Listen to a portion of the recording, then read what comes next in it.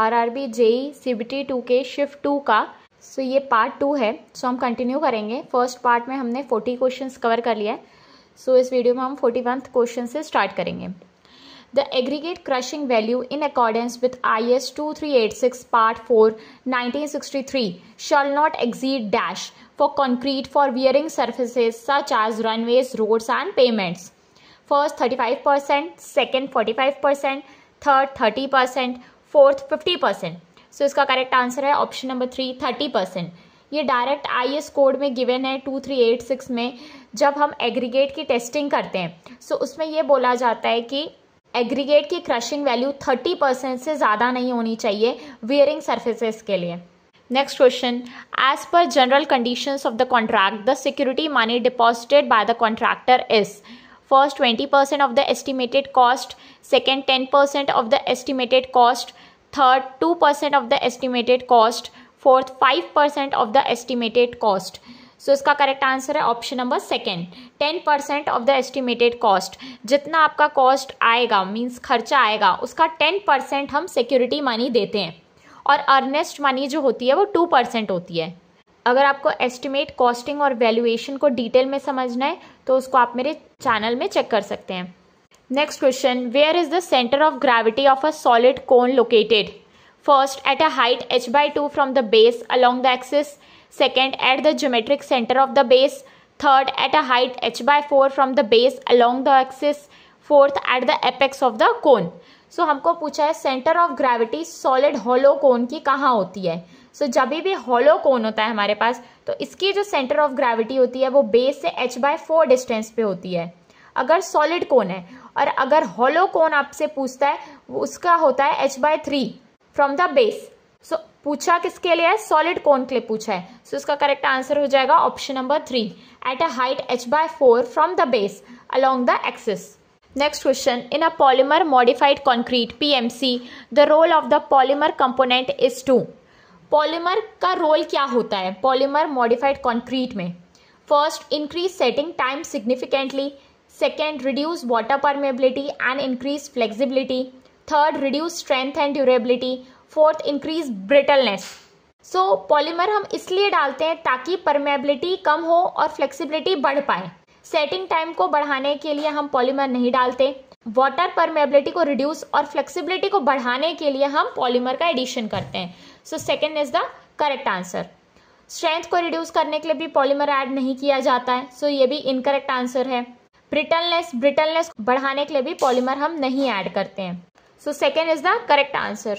Next question, what is the function of the layer manager in Autodesk 3D Max? First, to control object visibility and manage scene organization. Second, to assign materials to object. Third, to group objects together. So जो layer manager होता है इसका function क्या होता है? ये एक ऐसा tool है जो मदद करता है हमको organization में और manage करने के लिए scene के elements को एक structured hierarchy में। सो लेयर मैनेजर किस लिए यूज होता है? क्रिएटिंग, रीनेमिंग या डिलीट करने के लिए। सो लेयर मैनेजर बेसिकली यूज किया जाता है ऑर्गेनाइजिंग और मैनेजिंग के लिए ताकि हम ऑब्जेक्ट की विजिबिलिटी को कंट्रोल कर पाएं और उसकी प्रॉपर्टीज को और सिलेक्ट कर पाएं एक स्ट्रक्चर्ड और एफिशिएंट मैनर में। सो इसका करेक्ट आंसर हो जाएगा first to control object visibility and manage scene organisation. Next question, select the pair in which the words present the same relationship to each other as the words of the given pair. Approximate quantity estimate is running meter length is to cube rate estimate is to dash. First plinth area, second cubicle content, third cost of one room, fourth area content. So हमको पता है approximate quantity estimate क्या होता है? Running metre means running metre में जितना खर्चा आएगा एक रनिंग मीटर लेंथ के लिए। सो हमारे पास जितनी लेंथ होगी उससे हम मल्टीप्लाई कर देंगे तो टोटल आपका अप्रोक्सीमेट क्वांटिटी एस्टिमेट आ जाएगा। सो इसमें अप्रोक्सीमेट हम क्वांटिटी से एस्टिमेट को फाइंड करते हैं। वैसे ही क्यूब रेट में हम क्या लेते हैं? सो हम क्यूब रेट एस्टिमेट में क्यूबिकल कंटेंट को लेते हैं। So second is the correct answer. Next question, which structural component of a bridge directly support the superstructure and transfers the load to the foundation? First deck, second expansion joint, third bearing, fourth piers. So इसका correct answer क्या हो जाएगा? Option number 4 piers. जब भी bridge बनता है सो उसका जो लोड ट्रांसफर होता है वो किसके द्वारा होता है, पियर्स के। ये आपके पियर्स होते हैं, ये आपका ब्रिज बना हुआ है। सो ये पियर क्या करता है, लोड को ट्रांसफर करता है और सुपर स्ट्रक्चर को सपोर्ट करता है। सो पियर क्या करता है, सुपर स्ट्रक्चर को सपोर्ट करता है और लोड को ट्रांसफर करता है फाउंडेशन में। नीचे आपका फाउंडेशन होता है। Next question, which type of stone masonry uses stones of uniform size and shape? First dry masonry, second ashlar masonry, third random rubble, four coursed rubble. So इसका correct answer है ashlar masonry, option number second. जब हम stones uniform shape और size के use करते हैं वो कहलाता है एशलार मेसनरी। और रैंडम रबल मेसनरी में हम रफ शेप्ड और अनड्रेस्ड स्टोन्स को यूज करते हैं जिनका पैटर्न रेगुलर नहीं होता। सो जब भी यूनिफॉर्म शेप और साइज के स्टोन्स को यूज किया जाएगा वो होता है एशलार मेसनरी। और जब कोई भी रैंडम साइज के स्टोन्स यूज किए जाते हैं वो होता है random rubble masonry. Next question, the whole circle bearing and the reduced bearing of a line will be the same when the line is in the dash quadrant. Whole circle bearing और reduced bearing कब same होती है? So ये first quadrant है हमारा, इसी में whole circle bearing और reduced bearing सेम होती है। सो ये कौन सा डायरेक्शन हो गया, north east. So second is the correct answer.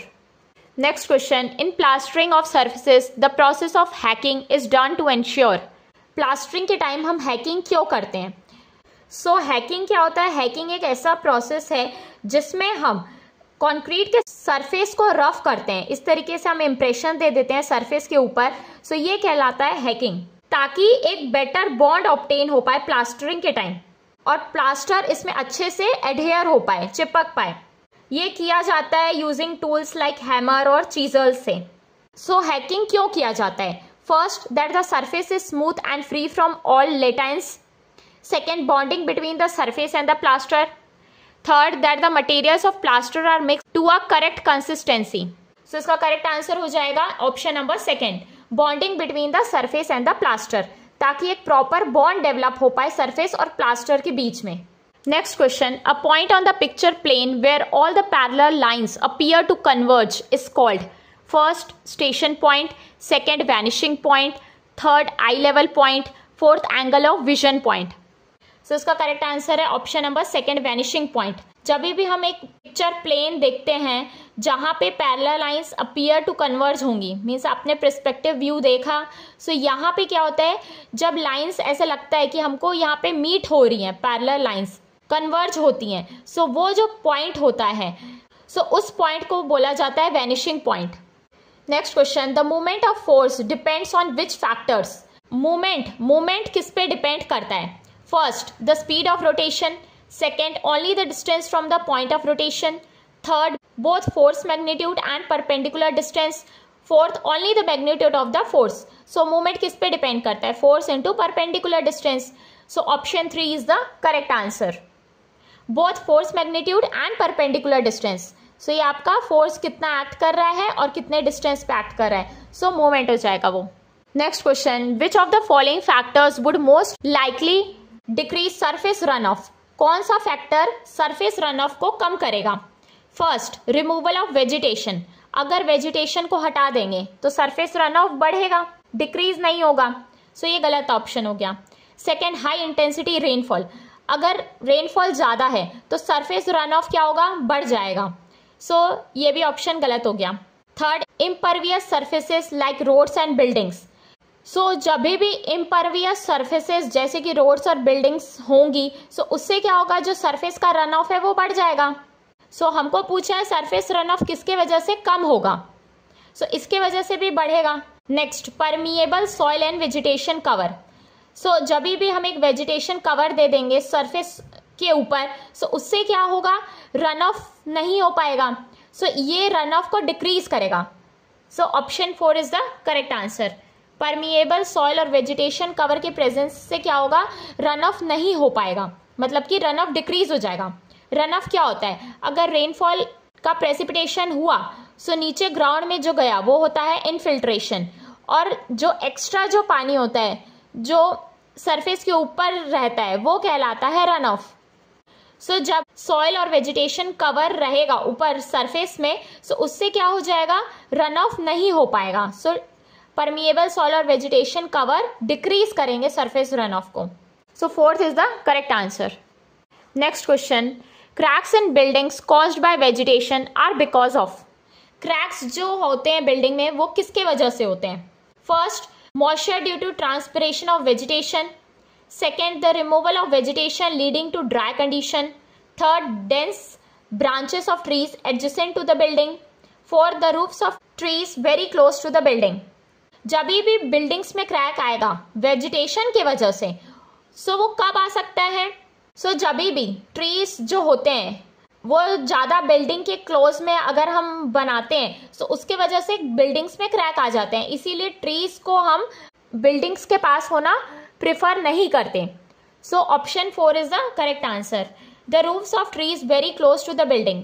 जब ट्रीज अगर बिल्डिंग के बहुत ज़्यादा क्लोज बना देंगे, सो उससे क्या हो जाएगा, बिल्डिंग्स में क्रैक आने की पॉसिबिलिटी ज़्यादा बढ़ जाएगी। Next question, what is the main advantages of a raft foundation. Raft foundation का एडवांटेज क्या है? First, reduces column spacing. Second, settlement is uniform. Third, easier to construct. Fourth, cheaper than other foundation. So firstly raft foundation क्या होता है? Raft foundation को हम matte foundation भी बोलते हैं। ये एक टाइप का लार्ज थिक कंक्रीट स्लैब होता है जो सपोर्ट करता है बिल्डिंग के एंटायर वेट को और लोड को डिस्ट्रीब्यूट करता है एक वाइड एरिया में। सो ये एक स्टेबल बेस प्रोवाइड करता है एज कंपेयर टू द दूसरे फाउंडेशन। सो इसका मेन जो एडवांटेज है वो ये है कि इसके वजह से जो सेटलमेंट आता है वो यूनिफॉर्म होता है। मीन्स अगर सेटलमेंट नॉन यूनिफॉर्म होगा तो वो ज़्यादा रिस्की होगा, कहीं कम कहीं ज़्यादा। लेकिन अगर हम सेटलमेंट को यूनिफॉर्म कर देंगे, मीन्स एक ही लेवल का सेटलमेंट होगा, सो वो क्या होगा, एक तौर पे एक एडवांटेज होगा। सो सेटलमेंट इज यूनिफॉर्म एक एडवांटेजेस है राफ्ट फाउंडेशन का। सो second is the correct answer. Next question, which of the following will not prevent cracks resulting from sulphate attack. इसमें से कौन सा क्रैक को प्रिवेंट नहीं करेगा जो सल्फेट अटैक की वजह से आते हैं? First, use of bricks containing high percentage of soluble salts. Second, use of sulphate resistant cement in building works. Third, use of rich cement mortar और concrete in building works. Fourth, provision of damp proofing to maintain dry condition. So हम one by one discuss कर लेते हैं। जब हम ऐसे BRICS को use करेंगे जिनमें हाई परसेंटेज होगा सॉल्युबल सॉल्ट्स का, सो उससे क्या होगा, क्रैक्स आने की पॉसिबिलिटी ज़्यादा है। सो ये क्या करेंगे, क्रैक्स को प्रिवेंट नहीं करेंगे। सो first is the correct answer. हमको पूछा है इसमें से क्या क्रैक को प्रिवेंट नहीं करेंगे जो सल्फेट की वजह से होते हैं। सो क्या होगा, जो सॉल्युबल सॉल्ट्स अगर ज़्यादा हो जाएंगे, सो उससे क्या हो जाएगा, ब्रिक्स क्रैक हो जाएंगे। सो ये क्रैक को प्रिवेंट नहीं करेंगे। सो first is the correct answer. Second में क्या बोला है, जब हम सल्फेट रेजिस्टेंट सीमेंट को यूज करेंगे बिल्डिंग वर्क में, सो उससे क्या होगा, क्रैक का प्रिवेंशन होता है। सो ये क्रैक्स को प्रिवेंट करते हैं। नेक्स्ट है use of rich cement mortar. जब हम रिच सीमेंट मोर्टर को यूज करेंगे, सो उससे भी क्रैक्स का प्रिवेंशन होता है। नेक्स्ट है डैम प्रूफिंग, अगर हम करते हैं सो उससे भी क्या होगा, क्रैक्स प्रिवेंट होंगे। हमको पूछा है इसमें से हम क्या करेंगे तो क्रैक प्रिवेंट नहीं होगा। सो जब भी हम ऐसे ब्रिक्स को यूज करेंगे जिनमें हाई परसेंटेज होगा सॉल्युबल सॉल्ट्स का, सो उससे हम क्रैक्स का प्रिवेंशन नहीं कर पाएंगे। So first is the correct answer. Next question, borosilicate glass is used in the manufacture of laboratory equipment and cooking utensils due to what property. So आपने देखा होगा हम एक मोटा जो ग्लास है वो यूज करते हैं कुकिंग यूटेंसिल्स के लिए। टिफिन वगैरह जो होते हैं या जो बीकर होता है आपका केमिस्ट्री लैब में, सो वो सब क्या होते हैं, बोरोसिलिकेट ग्लास होते हैं। सो उसमें ऐसी क्या प्रॉपर्टी होती है जो हम उसको यूज करते हैं? First, it can withstand high temperature. Second, it can be molded into curved shapes. Third, it is a clear glass and does not obscure vision. Fourth, it is a strong glass and resist breakage. So इसका correct answer है option number first, it can withstand high temperature. ये बहुत ज़्यादा temperature को भी झेल सकता है। Next question, the foundation settlement caused by lowering of water level in fine grained soil is dash. First, consolidation. Second, elastic compression. Third, erosion. Fourth, plastic compression. So ये direct question हो गया। जब भी वाटर लेवल का lowering होगा सो foundation का settlement होता है because of lowering of water level. So वो क्या होता है, that is consolidation. So first is the correct answer. ये डायरेक्ट डेफिनेशन से है, जब भी वाटर लेवल रिमूव होता है फाइन ग्रेन सॉइल में सो वो कहलाता है आपका consolidation. Next question, for a thin rod of length L rotating about its centre the radius of gyration is. So radius of gyration किसके इक्वल होता है, root over I by A, I moment of inertia, A area of cross section. So आपका ये thin rod लिखा है जिसकी length L है, सो moment of inertia क्या हो जाएगा इसका, मान लेते हैं विड्थ V है तो BL³ बाई 12, एरिया हो जाएगा विड्थ इंटू लेंथ। सो ये हो जाएगा B से B कैंसल, ये हो जाएगा L स्क्वायर का रूट हो जाएगा L by root 12। So second is the correct answer, L by root 12। Next question, what is the typical ratio of cement sand and aggregate for RCC M20 grade. So cement sand और aggregate M20 में कितना होता है, so ये direct conceptual question है। सो M20 grade में cement sand aggregate का ratio होता है 1:1.5:3। सो option 4 is the correct answer. Next question, in the moment distribution method how is the distribution factor for a structural member at a joint determined. Distribution factor हम कैसे find करते हैं, first by multiplying the stiffness of the considered member at a joint with the total stiffness of all the members meeting at that joint, नहीं। By dividing the total stiffness of all the members meeting at a joint by the stiffness of the considered member, नहीं। Next, by adding the stiffness of the considered member at a joint by the total stiffness of all the members meeting at that joint, नहीं। Next, by dividing the stiffness of the considered member at a joint by the total stiffness of all the members meeting at that joint. So this is the correct answer. So fourth is the correct answer.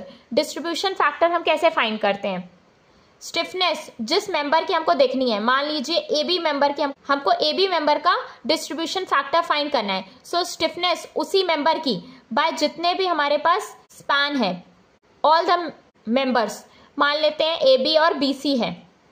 So distribution factor हम कैसे find करते हैं, stiffness जिसकी हम member की हमको find करनी है जॉइंट में बाय द टोटल मेंबर्स वहाँ पे जितने मीट कर रहे हैं। जैसे कि ये आपका जॉइंट है बी और ये आपका सपोर्ट है, ये आपका ए हो गया, ये बी, ये सी, ये डी। सो ये हो जाएगा, अगर हमको डिस्ट्रीब्यूशन फैक्टर ए बी की फाइंड करनी है सो इसका स्टिफनेस बाय टोटल जितने भी मेंबर्स हैं उनके स्टिफनेस का addition. Next question, soil is composed of 3 layers of height h metre each. The permeability of the layers are K, 2K and K respectively. The equivalent permeability in vertical direction. So KV पूछा है, vertical direction में permeability क्या होगी। सो 3 layers है हमारे पास soil की जिनकी height h है और लेयर्स में परमेबिलिटी है K, 2K, K। सो वर्टिकल परमेबिलिटी का फॉर्मूला क्या होता है, H1 plus H2 plus H3 by H1 by K1 है, K1 कितना है K, bye H2 by K2, K2 है 2K by H3 by K। Vertical permeability यही होती है H1 plus H2 plus H3 by H1 by K1 plus H2 by K2 plus H3 by K3। So यहाँ हम values put कर देंगे, ये हो जाएगा 3H by 2K, 2H plus H plus 2H। So ये हो जाएगा 6HK बाय 5H, एच से एच कैंसिल हो गया, ये हो जाएगा 6 बाय 5K। सो इसका करेक्ट आंसर हो जाएगा option number first, 6K by 5। Next question, in a reciprocating pump which of the following options connect the piston to the crankshaft. Reciprocating pump में piston और क्रैंक शाफ्ट को क्या connect करता है। So इसका correct answer है option number 4, connecting rod. Connecting rod से ये कनेक्ट होते हैं। So fourth is the correct answer. Next question, which type of scaffolding is used for painting tall buildings. कौन से टाइप की स्कैफोल्डिंग को हम यूज करेंगे जब हमको टॉल बिल्डिंग्स को पेंट करना है। First suspended scaffolding, second cantilever scaffolding, third double scaffolding, fourth single scaffolding. So इसका करेक्ट आंसर है ऑप्शन नंबर फर्स्ट, जब भी हाई राइज बिल्डिंग या टॉल बिल्डिंग्स को हमको पेंट करना रहता है तब हम सस्पेंडेड स्कैफोल्डिंग का यूज करते हैं. So first is the correct answer. Next question, which tool is used for breaking hard surfaces during excavation. कौन सा टूल यूज किया जाता है जब हमको हार्ड सरफेस को ब्रेक करना रहता है. First pickaxe, second crowbar, third rake, fourth spade. So हम पिकएक्स का यूज करते हैं. So first is the correct answer. ये पिकएक्स कैसे दिखता है, ये आपका ऐसे ये लकड़ी का यहाँ तक होता है और यहाँ पे ये हैमर होता है, ये इसको बोलते हैं पिकएक्स. और क्रोबार इस तरीके का होता है और रेक इस तरीके का होता है, कंघी के टाइप का. और स्पेड जो होता है वो इस तरीके से होता है, उठाने के लिए यूज किया जाता है. ये लकड़ी है, सो यहाँ पे ये आपका वो मेटल होता है, उठाने के लिए प्लेट होती है, ये स्पेड होता है. सो हमको पूछा है जब हमको हार्ड सरफेस को ब्रेक करना है, सो वो किससे किया जाता है, पिकएक्स से. ये आपका पिकएक्स है. So first is the correct answer. Next question, the raw material for slate tile roofing is dash. First straw, second metal, third mud, fourth stone. So ये सिंपल सा क्वेश्चन है. फोर्थ स्टोन, स्टोन को हम use करते हैं slate tile roofing के लिए.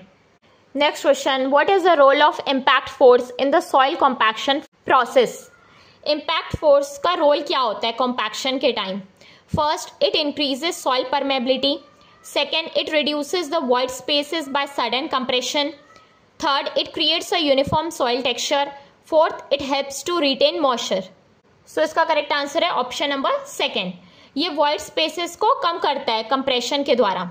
Soil compaction क्या होता है, जिसमें हम सॉइल का कंपैक्शन करते हैं तो उसमें क्या होता है, void spaces का रिडक्शन होता है because of the compression. So second is the correct answer. Next question, the raw material for slate tile roofing. Okay, ये वही क्वेश्चन है. First straw, second metal, third mud, fourth stone. So stone is the correct answer. Next question, which of the following is not true with respect to structural cracks. कौन सा statement सही नहीं है with respect to structural cracks. First, pose significant risk to the stability of the building. ये एक risk की तरह act करते हैं बिल्डिंग के स्टेबिलिटी के लिए. यस, सो ये रिस्कली रहते हैं. Second, generally the damage is difficult to rectify और रिपेयर. सो जो स्ट्रक्चरल क्रैक्स होते हैं, मीन्स स्ट्रक्चर में वो क्रैक हो गए हैं, सो इनका जो डैमेज है उनको रेक्टिफाई करना थोड़ा डिफिकल्ट होता है. सो ये भी सही है. Caused by changes in moisture receptor on building material. So जो स्ट्रक्चरल क्रैक्स होते हैं वो क्या सिर्फ मॉइस्चर की वजह से होते हैं, नहीं. So third is the correct answer. कौन सा स्टेटमेंट सही नहीं है with respect to structural crack. Means ये बोल रहा है कि ये जो स्ट्रक्चरल क्रैक है वो मॉइस्चर चेंज की वजह से होते हैं. सो नहीं, ये मॉइस्चर के चेंज की वजह से नहीं होते. Next, caused by overloading of the structural component. Yes, ये ओवरलोडिंग की वजह से भी हो सकते हैं. सो हमको पूछा कौन सा स्टेटमेंट सही नहीं है with respect to structural crack. So third is the correct answer.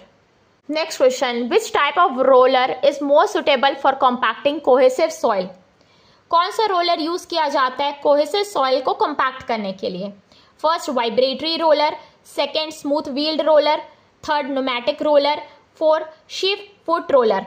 सो ये डायरेक्ट थ्योरी बेस्ड क्वेश्चन है. कोहेसिव सॉइल को जब भी हमको कॉम्पैक्ट करना रहता है तब हम यूज करते हैं sheep foot roller. So fourth is the correct answer. Next question, which of the following is the full form of PENT or PETN, an explosive used in tunneling and military application. PETN का full form क्या होता है. First, pentane energy nitrate. Second, polyethylene nitrogen trinitrate. Third, polytechnic explosive nitrogen trigger. So PETN का full form क्या होता है, pentaerythritol tetranitrate. So fourth is the correct answer. Next question, which type of beams is used for lightly loaded beams such as roof purlins and sheeting rails. कौन सी beam हम use करते हैं जब हमारे पास light loaded beams होते हैं. First, angle section, second, castellated beams, third, box girder, fourth, plate girders. So जब भी देखो हमको ये जो गर्डर्स होते हैं ये तो जनरली हैवी लोड के लिए यूज किए जाते हैं. सो हमको पूछा है लाइट लोड के लिए क्या यूज करते हैं, तो हम यूज करते हैं angle section. So first is the correct answer. Next question, what is the correct expression for bending equation in pure bending? Where m is bending moment, I is the moment of inertia of the cross section about the neutral axis, F is the bending stress at a distance y from the neutral axis, y is the distance from the neutral axis, E is the modulus of elasticity and R is the radius of curvature of the beam. So ये direct formula based question है. m by I equals to f by y equals to E by R. So ये किसमें given है? Option number 3 में. So third is the correct answer.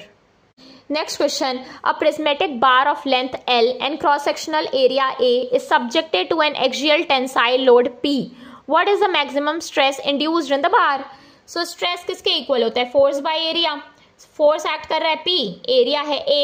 So second is the correct answer, P by A. Next question, which type of scaffolding is most suitable for stone masonry work? Stone masonry work के लिए कौन सी type की scaffolding को हम use करते हैं? First single scaffolding, second cantilever scaffolding, third suspended scaffolding, fourth double scaffolding.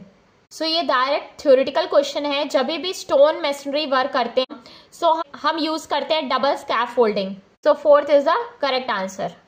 इसमें क्या होता है? डबल स्कैफोल्डिंग में 2 रोस होते हैं वर्टिकल सपोर्ट के जो कि पैरेलल होते हैं एक दूसरे से. सो इसके वजह से क्या होता है? एक जो स्टेबिलिटी और सपोर्ट होता है वो ज़्यादा ऑब्टेन हो पाता है. और ये वहाँ यूज़ किया जाता है जहाँ पे हेवियर लोड्स होते हैं. और ये यूज़ किया जाता है स्टोन मैसनरी के लिए बिकॉज इसके बहुत सारे बेनिफिट्स हैं. इसीलिए इसको स्टोन मैसनरी में यूज़ किया जाता है. क्योंकि स्टोन मैसनरी में क्या होता है? उनको पेनिट्रेट करना एंकरिंग के लिए डिफ़िकल्ट होता है. क्योंकि जो स्टोन वॉल्स होती हैं मीन्स स्टोन मैसनरी से जो स्टोन वॉल्स बनाई जाती हैं वो डिफ़िकल्ट होता है उनमें वर्क करना.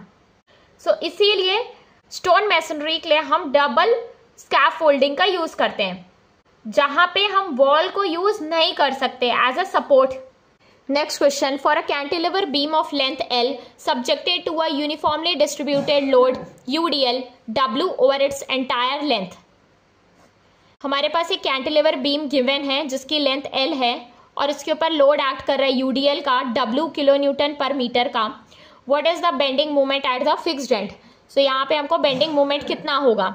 सो देखो टोटल लोड कितना हो गया? W into L. UDL है तो W इंटू एल हो गया. ये कितने डिस्टेंस पे एक्ट करेगा फिक्स्ड एंड से? L/2 में. सो ये हो जाएगा WL²/2. सो फिक्स्ड एंड पे जो बेंडिंग मोमेंट होगा वो होगा WL²/2. So third is the correct answer. Next question, what is the primary load that a lintel resist? कौन सा लोड है जो लिंटल रेजिस्ट करता है?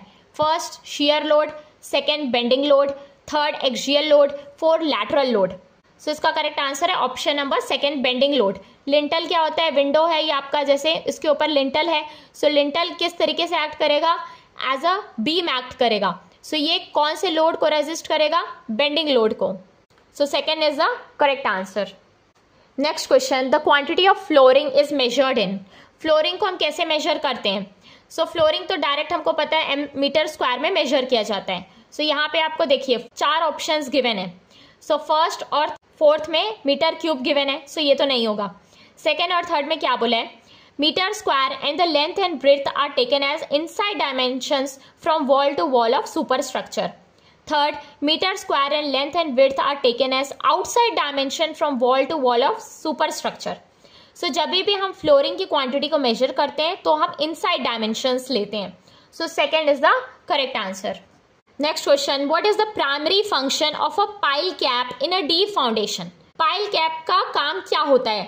पाइल कैप क्या होता है? ये आपका पाइल का कैप होता है. नीचे पाइल्स होती हैं और ऊपर एक कैप होता है. मीन्स इस तरीके से हम एक कैपिंग करते हैं. सो ये पाइल कैप क्या होता है? ये कंक्रीट का बना होता है. ये टॉप ऑफ द पाइल के होता है ताकि ये स्टेबिलिटी प्रोवाइड कर पाए पाइल्स को और लोड को यूनिफॉर्मली डिस्ट्रीब्यूट कर पाए. सो पाइल कैप का फंक्शन पूछा है. First, to reduce the length of pile. Second, to prevent water ingress into the foundation. Third, to distribute load evenly among piles. Fourth, to improve aesthetic appearance. So pile cap का purpose यही होता है ताकि load को वो evenly distribute कर पाए पूरे पाइल्स में.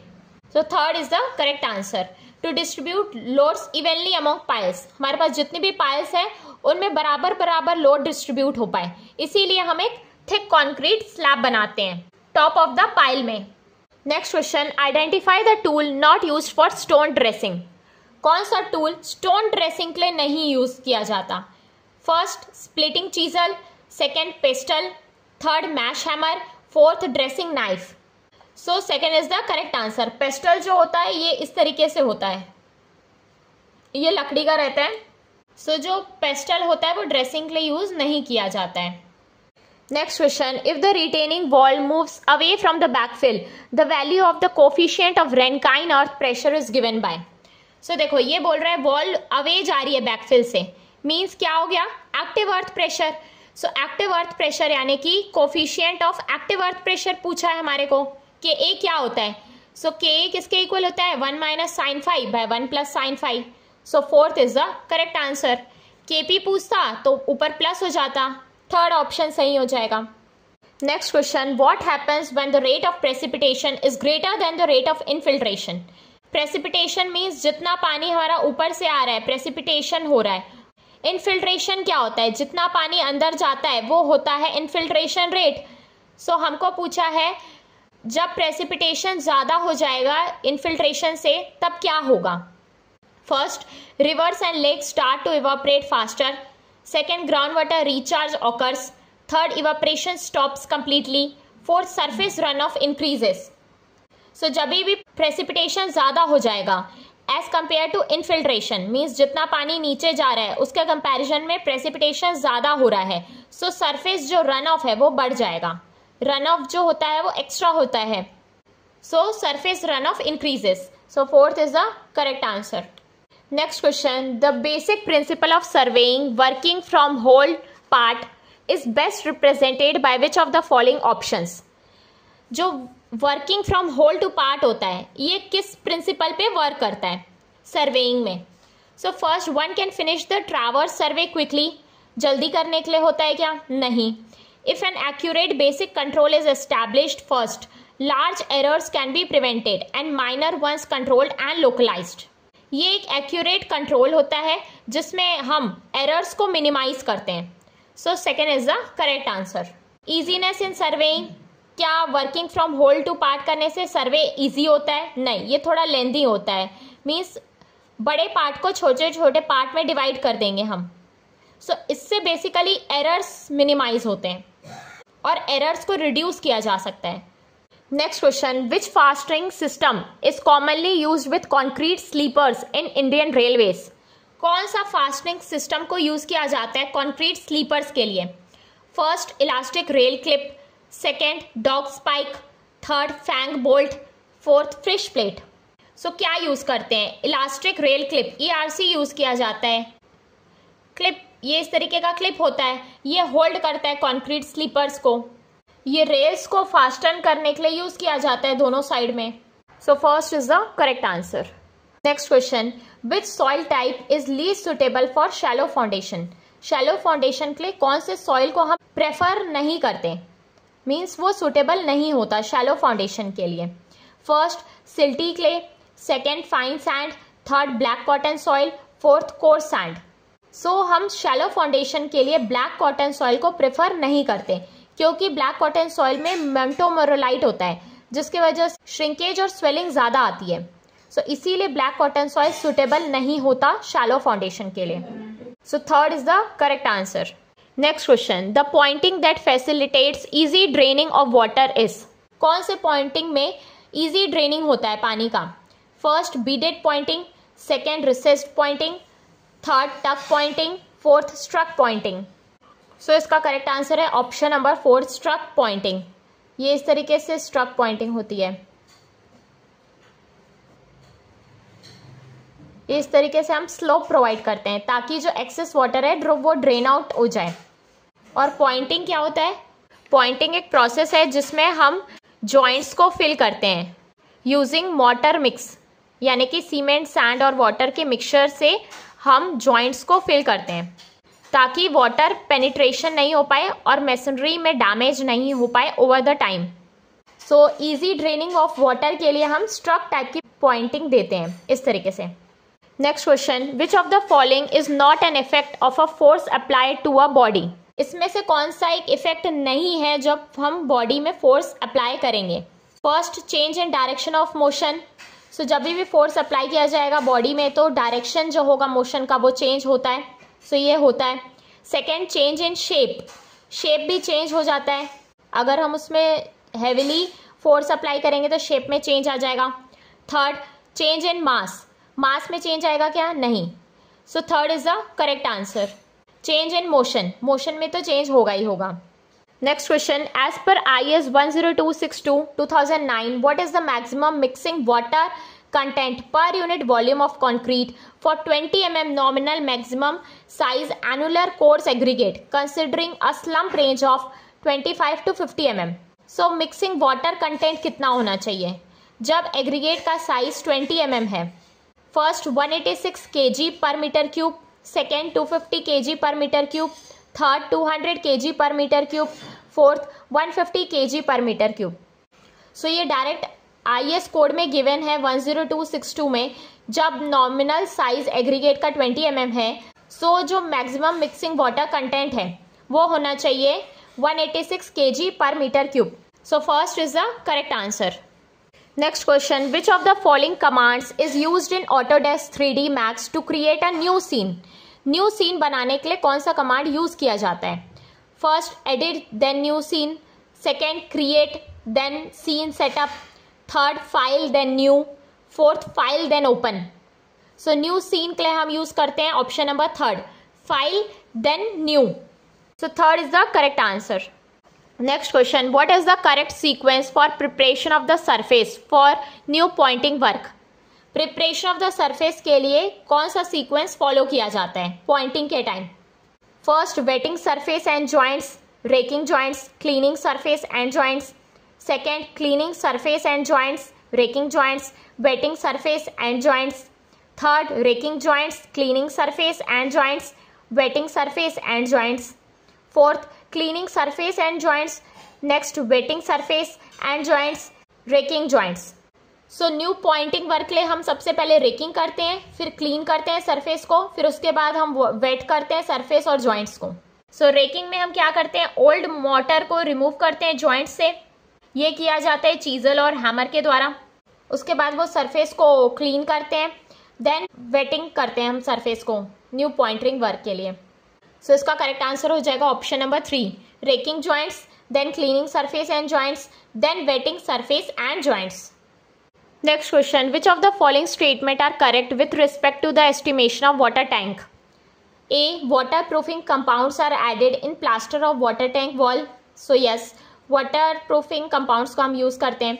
B, item particulars in estimate of water tanks does not include estimate of ladder to be built around it. So does not include, so ये गलत statement हो गया, ये include किया जाता है। C, when the vertical and horizontal walls of tank meet, a sloping structure is built at their intersection. This is called haunching. So ये statement सही है। जब भी वर्टिकल और हॉरिजॉन्टल वॉल्स मीट करती हैं तो क्या होता है, तो हम इस जो सरफेस है मीन्स शार्प कॉर्नर्स को हम राउंड करते हैं। सो राउंडिंग ऑफ शार्प कॉर्नर्स ये कहलाता है हॉन्चिंग। ये इसलिए दिया जाता है ताकि वाटर प्रूफिंग को इम्प्रूव कर सकें और स्ट्रक्चरल इंटीग्रिटी प्रोवाइड की जा सके। ये एज अ सपोर्ट भी एक्ट करता है। D, when the vertical and horizontal walls of tanks meet, a sloping structure is built at their intersection. This is called soiling. So this is wrong. So कौन कौन से statement यहाँ correct हो गए? एक हो गया A और एक हो गया C. So third is the correct answer. Next question, what is a particle board made of? Particle board किससे बनाया जाता है? First, layers of odd number veneers glued under pressure. Second, wood fibres and synthetic resin moulded together. Third, strips of thin wood glued between two veneers. Fourth, wood chips in a binder pressed under heat and pressure. So particle board को chipboard भी बोला जाता है। ये बनाया जाता है would chips के द्वारा जब हम उसको प्रेस करते हैं under heat and pressure. So fourth is the correct answer, would chips in a binder pressed under heat and pressure. Particle board एक टाइप का अनफिनिश्ड कंपोजिट पैनल होता है जो कि बनाया जाता है रेसिडुअल वुड फाइबर्स यानी कि चिप्स और शेविंग से। Next question, half round country tiles are laid in pairs of dash. First lap tile and overlap tile, second bottom tile and crown tile, third under tile and over tile, fourth base tile and covering tile. So इसका correct answer हो जाएगा option number third, under tile and over tile. Half round country tiles जो होती हैं वो इस तरीके की होती हैं, इस तरीके से, एक अंडर टाइल और ओवर टाइल. ये जनरली रूरल एरियाज में यूज किया जाता है. ये पेयर होता है अंडर टाइल और ओवर टाइल का. तो third is the correct answer. Next question, how does adding more fine aggregate affect the properties of ready mix concrete.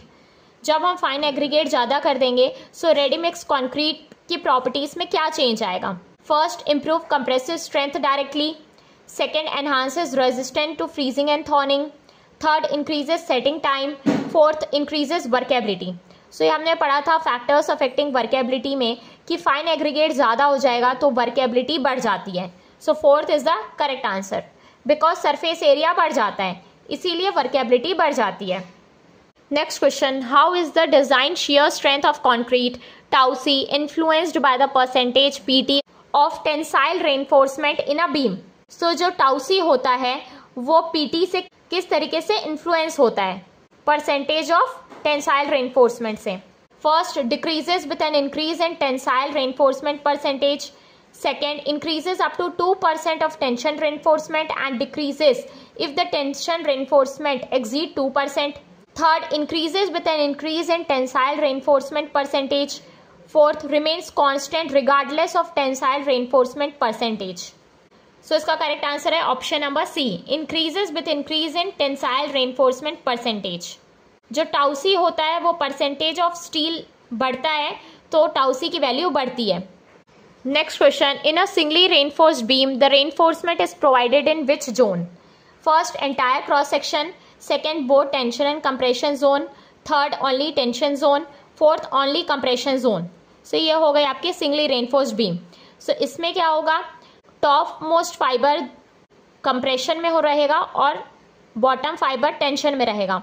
सो हम रेनफोर्समेंट नीचे प्रोवाइड करते हैं. सो नीचे क्या रहता है, टेंशन रहता है. सो रेनफोर्समेंट प्रोवाइड किया जाता है सिर्फ टेंशन जोन में जब सिंगली रेनफोर्स्ड बीम है. सो third is the correct answer. अगर डबली रेनफोर्स्ड बीम होगा तो दोनों साइड, कंप्रेशन साइड भी और टेंशन साइड में भी हम रेनफोर्समेंट प्रोवाइड करते हैं. सो सिंगली रेनफोर्स्ड बीम में सिर्फ टेंशन साइड में ही हम रेनफोर्समेंट प्रोवाइड करते हैं. Next question, which of the following states in India has the maximum potential for wind energy. कौन से स्टेट में सबसे ज़्यादा पोटेंशियल है विंड एनर्जी का. First, Punjab. Second, Gujarat. Third, Himachal Pradesh. Fourth, Uttar Pradesh. So इसका करेक्ट आंसर है option number second, Gujarat. Next question, shooting concrete under pressure with hose pipe and nozzle to repair damaged concrete areas is known as dash. First, curing. Second, sealing. Third, concreting. Fourth, uniting. So इसका correct answer है option 4, uniting. जब भी हम concrete को pressure से apply करते हैं एक पाइप के द्वारा और उसमें नोजल लगा रहता है ताकि हम वो डैमेज एरिया को रिपेयर कर सकें, इस प्रोसेस को हम यूनिटिंग बोलते हैं. Next question, in planning a residence the principle of orientation is adopted to ensure. Orientation क्यों किया जाता है. First, beautiful aesthetic appearance of the residence. Aesthetic लिए किया जाता है, नहीं. Second, rooms are oriented to achieve the required privacy, नहीं. Third, natural element are used effectively in the design, ताकि जो सन है, वेंटिलेशन है, एयर का मूवमेंट है वो प्रॉपरली आ पाए. मीन्स नेचुरल एलिमेंट्स को हम प्रॉपरली यूज कर पाए डिजाइन में. So third is the correct answer. ताकि बिल्डिंग का प्रॉपर ओरिएंटेशन इसलिए किया जाता है ताकि जो नेचुरल एलिमेंट्स हैं उनको प्रॉपरली यूज किया जा सके. Fourth, proper sanitation and hygiene in the residence. So ये भी रीजन नहीं है. Next question, which of the following environmental factors negatively affect the durability of concrete.